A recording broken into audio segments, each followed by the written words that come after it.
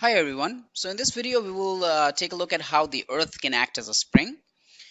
So what we have done is we have sort of taken the Earth. This is my Earth over here, this circle, and we have dug out a hole through the center of the Earth.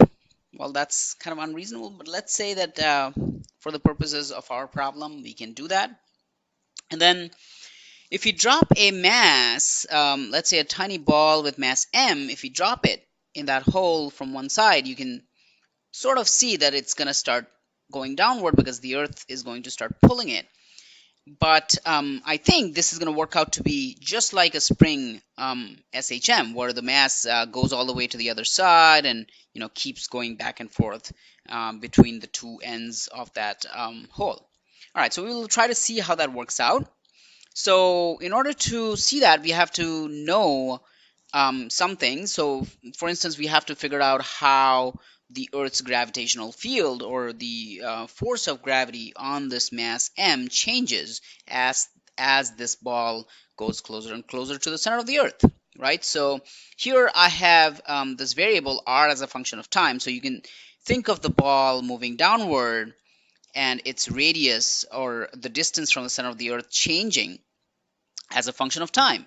And so we're going to use that variable, but we'll also have to know what the force on this mass m is. And this picture, the bottom picture over here, shows the function, the gravitational force as a function of distance from the center of the Earth. Now this is something that we did in chapter 11 when we were talking about gravitation in University Physics 1. But if you have missed it, I have put on some of the slides in the appropriate folder for you to take a look at and figure out what's going on. But we can go over this very quickly.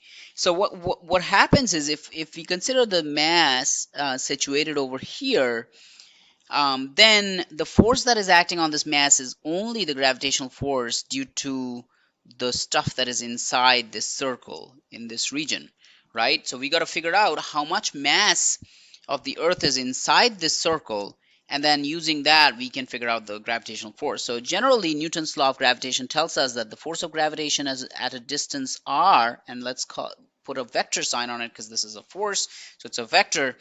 And the vector is radially inward, so it's going to have a negative sign, and I'm going to use the r hat vector. R hat represents the unit vector along the radial direction. In this case, notice that the ball is always moving along the radial direction, so we can use the r hat vector to denote this force.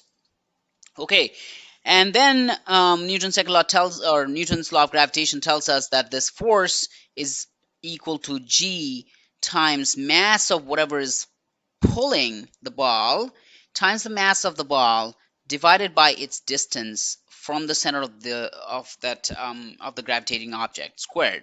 Okay, now what is the mass that goes in here? That's the mass of the Earth that is inside the sphere, inside this smaller sphere of radius r. So we're going to assume that the Earth is uniformly distributed. Its mass is uniformly distributed.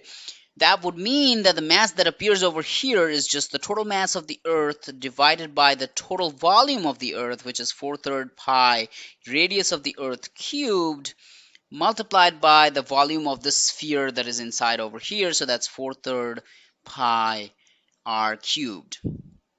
And now if you do the algebra, the 4/3 will cancel, the pi will cancel. So this part turns out to be me r cubed over r cubed, re cubed, where re is the radius of the Earth. Okay, so if we plug that back in here, we get negative g times me times r cubed divided by, there's an r squared in the denominator because of that term over there, and then there's re cubed from our mass expression. And then we have the r hat vector that tells us that the force is acting, this negative sign together with the r hat vector tells us that the force is always acting toward the center of the Earth. And so this is an example of a restoring force, right? So we are already seeing a pattern. Restoring forces are stuff that appear in spring mass systems. Okay, so what else can we do? Well, the r square and the cube over there cancel. So we get a force that looks like Fg of r is equal to negative gme over re cubed. r times r hat. Okay, so now notice that this kind of looks like a spring force, right? What was our spring force? Our spring force was F equals negative kx.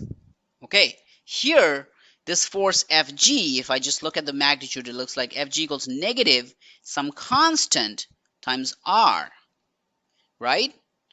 What is this constant? The constant is just gme over re cubed. Okay, if you move on and write the equation of motion. So now we should write the equation of motion. Equation of motion would look like, that's just Newton's second law, that's F equals ma. In this case, the acceleration is just the double rate of change of r with respect to time, so this is equal to m d2r dt2, but that is nothing but equal to this Fg, right? So this is equal to Fg. So I immediately come up with the equation that looks like m d2r dt2 equals negative gme over re cubed r. Or this looks like d2r dt2 plus gme over little m re cubed times r equals 0. Okay, compare this with the equation of the spring. The equation of the spring was d2x dt2 plus k over m x equals 0. Okay, so k over m and gme over m re cubed. So it kind of looks like these two, if I compare these two, then k is just replaced by gme over re cubed. So that tells us that this particular system where the ball is moving from one side of the earth to the other side through this hole through the center is just a spring with which looks like a spring constant with a spring constant g times me over re cubed.